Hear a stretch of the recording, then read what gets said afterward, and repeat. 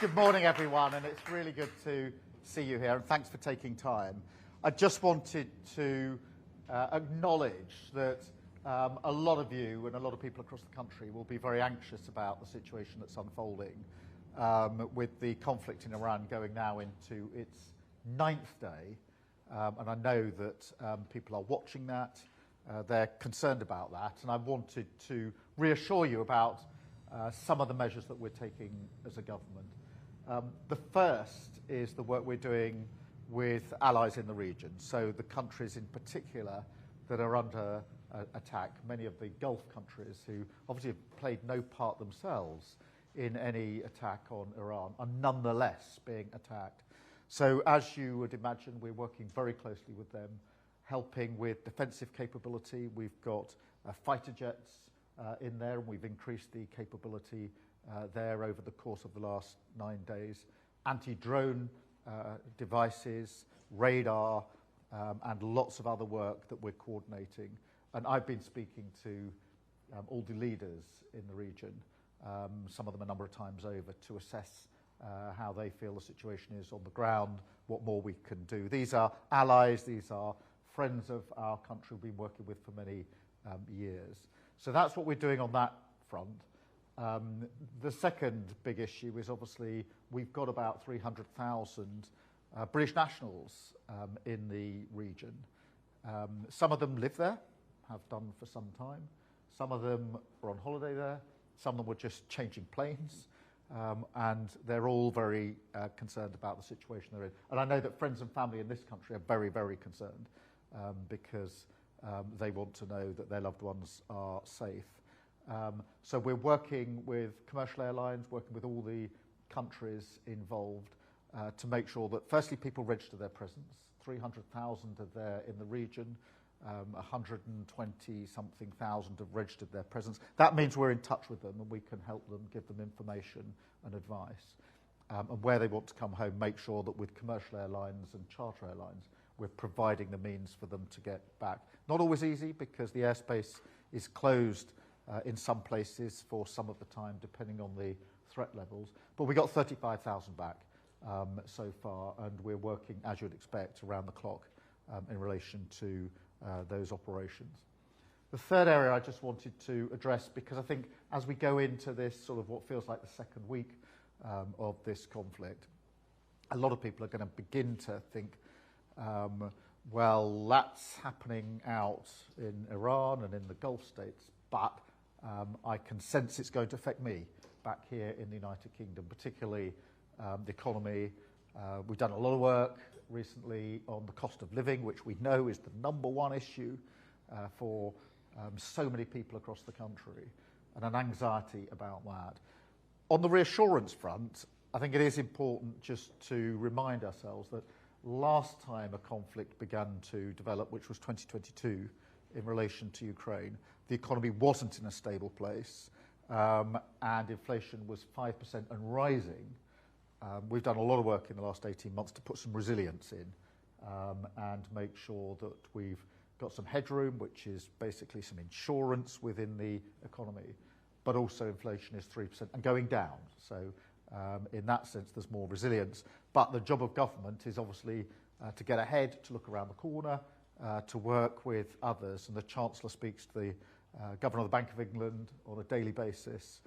We're looking cross-departmental within government, assessing the risks, monitoring, and talking to our international partners as well about what more we can do together to reduce the likely impact on people here and businesses here, of course. But it is important to acknowledge that that work is needed because people will sense, you will sense, I think, that the longer this goes on, the more likely the potential for an impact on our economy, impact into the lives and households of everybody and every business. And our job is to get ahead of that, to look around the corner, assess the risk, monitor the risks, and work with others in relation to that. And then the final thing I just wanted to talk to you about, and we're going to have a Q&A in a minute so I can get the benefit of your views, which will be really helpful from my point of view, is this really sad feature in many ways of a conflict like this, which is some people will try to use it to divide communities in this country. and tear people apart. And we mustn't let that happen. I find one of the most powerful arguments that if you think of all the people who are stuck in the region, anxious about their own safety, wanting to get home, they come from all backgrounds. They come from all walks of life. And the last thing they want, or their families here want, is anybody trying to divide. Because this is a time when we need to come together as a country, stand behind our principles and our values, and not let people divide us. Put a lot of reassurance work in with both the Muslim community and the Jewish community in particular, because that's where people seek to try and find a divide. But we're also setting out our social cohesion plan today, which is a broader piece of work about how we bring people together as a country, make sure that we build on what we all care about, which is very much pride in our communities, pride in who we are as a country, pride, of course, in the places that we all come from. Everybody's got a pride about where they come from, and that real sense of making sure that we do integrate and we're one country standing together, particularly at a time like this, and that we bear down on extremism and division, because it's very important all the time to do that. It's particularly important at the moment. And so that's what we're doing as we turn into this week. So I think what you'll see is the focus going more to what impact might this have back in the United Kingdom. This will be happening across all countries, really, and really to reassure you about the work the government is doing to get ahead of that and to monitor the risk, assess the risk and work with others across our own government, but actually with other countries. Part of the response at a time like this has to be constantly talking to leaders in other countries, particularly in the region, but also across Europe when it comes to the economy and other measures.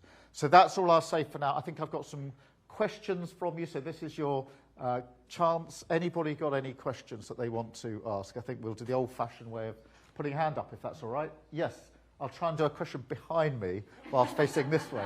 It's always a skill, but hopefully I can master it. I think we've got a microphone coming for you so you can be heard. Is that okay? Yeah, we can hear you. Good morning. My question is, what are you doing to bring communities together in this world that is so divided, and what is in place? Yeah, this is really important. I mean, it is a really sad feature, isn't it, of a time like this, that some people will try and use it as an opportunity to divide. So I think on two levels we're working. The first is we have to be really conscious that where people want to divide at the moment in relation to this conflict, it's in the space of trying to divide the Muslim community and the Jewish community. So we're working particularly on those two strands. There is a sort of broader cohesion plan that we've been working on for some time, which is not just a reaction to this conflict, obviously, is much broader, which is how do we bring the country together? One of my biggest concerns at the moment is that there's too many people in politics who want to set up grievances between different groups of people, to point fingers and divide and say that we can't be one country, we can't be one set of communities. I totally disagree with that. I think one of the great things about this country is we're a diverse country where we prove, actually, that different people can live alongside each other in a tolerant way with our values. And actually, that's more than just an observation on who we are as a country. It's what we are as a country. That is us. And we should hold that close. We should be proud of it. And so the cohesion plan is intended to make sure that everything is being put in place to support the work we're doing there. Let us go to another question. Yes, please. So you plan to have a ban on social media for under 16-year-olds. Obviously, a lot of young people use social media and view it as an asset.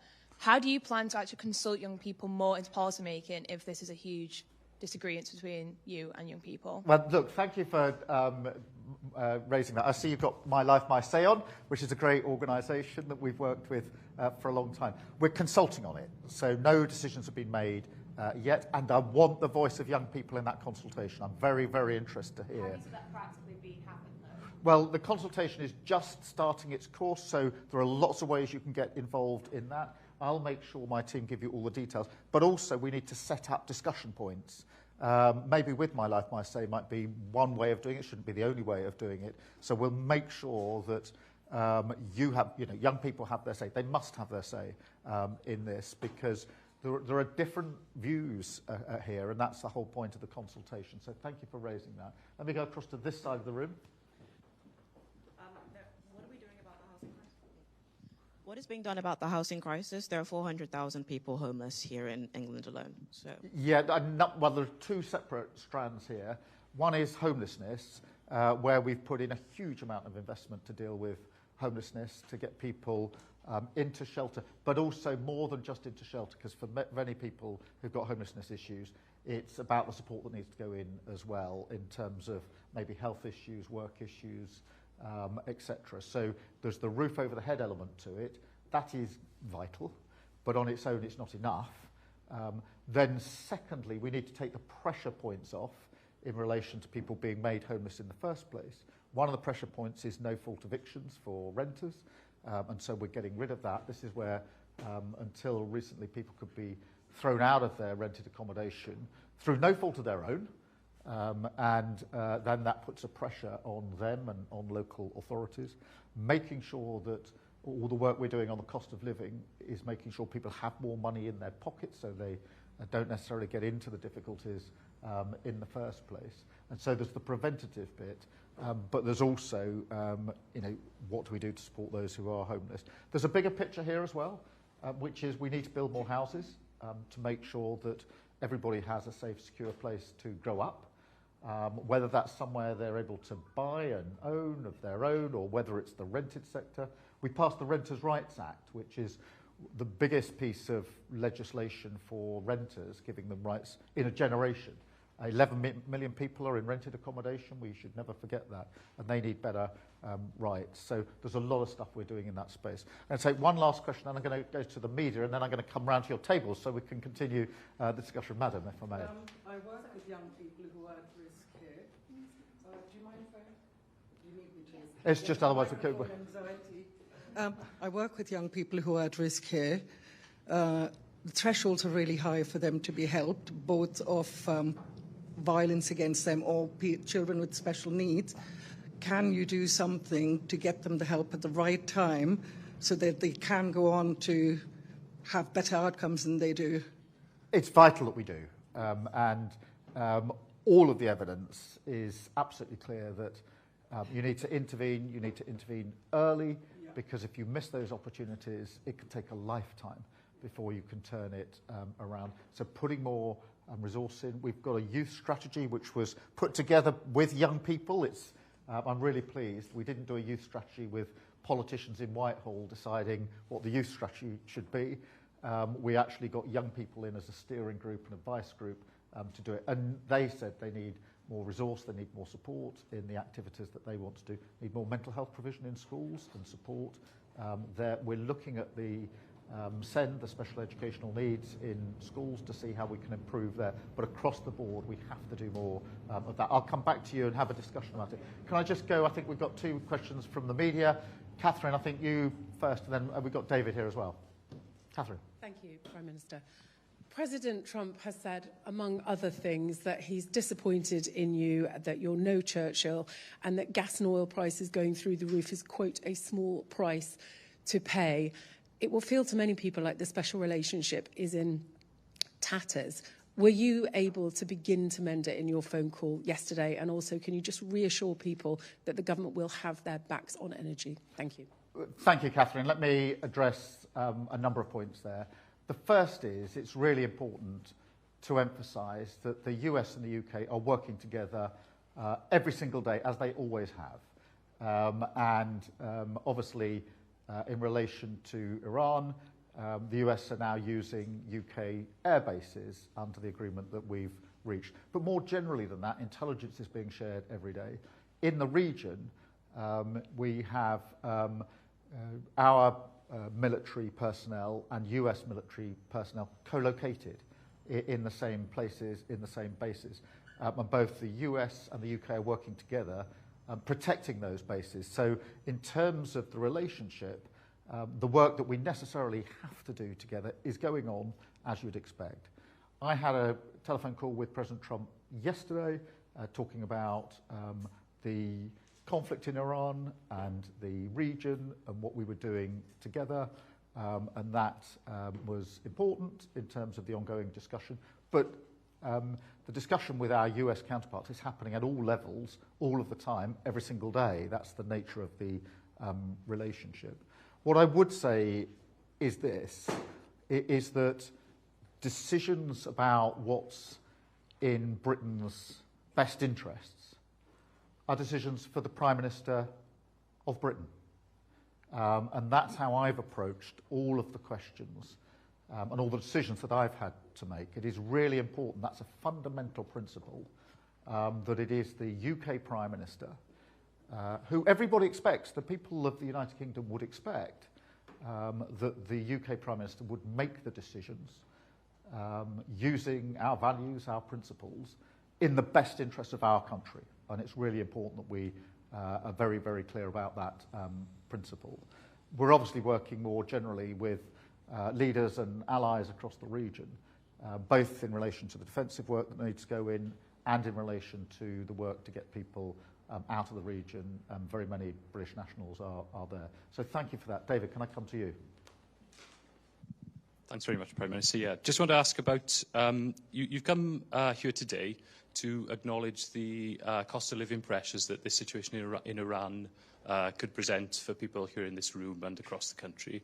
That they're going to be worried about their pockets and the effect on the money in their pockets. What practical steps might we actually see from the government to help people across the country? Are we going to see something similar to the state intervention that came in after the price spikes caused by the Ukraine war, for example? And I just want to ask one other thing about Donald Trump as well.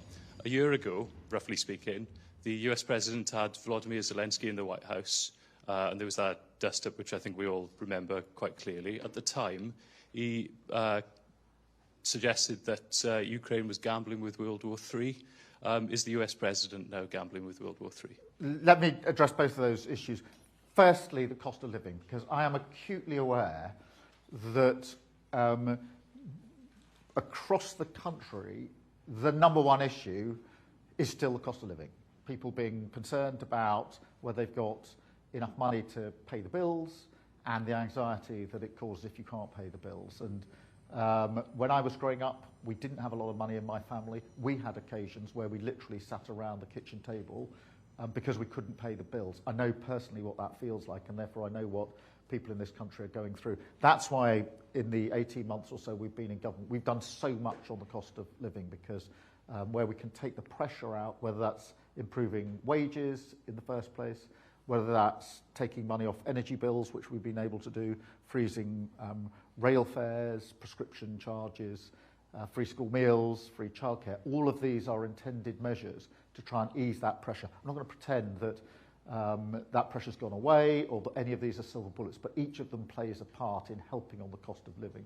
So I do understand the anxiety now at 9 days into this conflict, where a number of people will be saying, well, now is the situation going to get worse, and how's it going to impact me and my family? At the moment, what we're doing is monitoring the risk, working with others to mitigate the risk. The Chancellor is talking to the Bank of England every day to make sure that we're ahead of that. I would just say on energy prices for households, the energy price cap is in place until June, and therefore we're not anticipating that is going to change, which will give a degree of reassurance. But of course, businesses and others will be concerned to watch carefully what's going on. Thank you very much on that. In relation to the conflict in Iran, look, it is important that we do everything we can to protect international allies in the region, particularly those who are neighbouring countries who've played no part in any of the offensive actions. So there are many in the region who are being subjected to strikes, missiles and drones, even though they played no part. And that is a threat to civilians, it's a threat to our civilians who are in the region, it's a threat to our personnel who are in the region, our military personnel, and of course to the people living there. And therefore it's right for us to be working with those countries to put in as much capability as we can to deal with those incoming missiles, deal with those incoming drones and make sure we take down the threat assessment there. More generally, and in answer to your question, we do need to find a way to de-escalate the situation, and that's what a lot of our discussions are about. How do we find a way to de-escalate this situation and make sure it doesn't escalate even further than it already has?